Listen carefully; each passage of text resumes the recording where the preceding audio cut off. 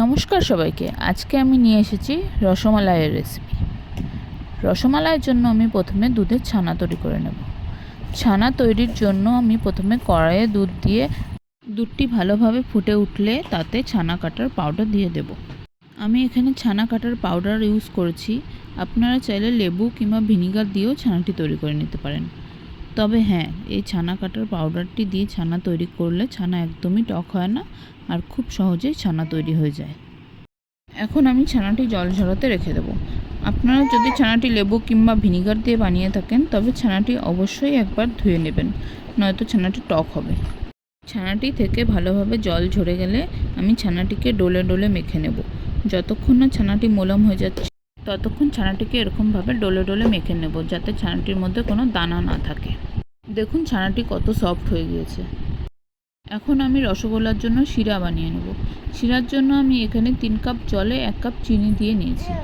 শিরাটা যতক্ষণে তৈরি হচ্ছে ততক্ষণে আমি রসগোল্লাগুলো বানিয়ে নেব। রসগোল্লাগুলো দেখুন আমি একদম ছোট ছোট করে বানিয়েছি, ঠিক মিষ্টির দোকানে যেরকম রসমালাইয়ের রসগোল্লা হয় তেমন করেই।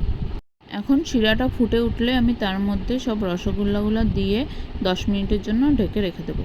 10 মিনিট পরে দেখুন রসগোল্লাগুলো কেমন ফুলে উঠেছে। এখন আমি রসগোল্লাগুলো নামিয়ে নেব। এখন রসমালাইয়ের জন্য দুধ বসিয়ে দুধটি ঘন হওয়া পর্যন্ত জাল দিয়ে দেব।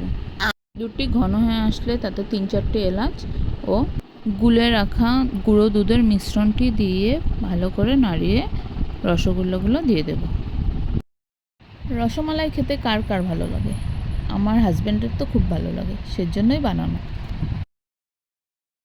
রসগোল্লাগুলো দেওয়ার পর পরিমাণ মতো চিনি দিয়ে ভালোভাবে ফুটিয়ে নামিয়ে নিলেই তৈরি রসমালাই।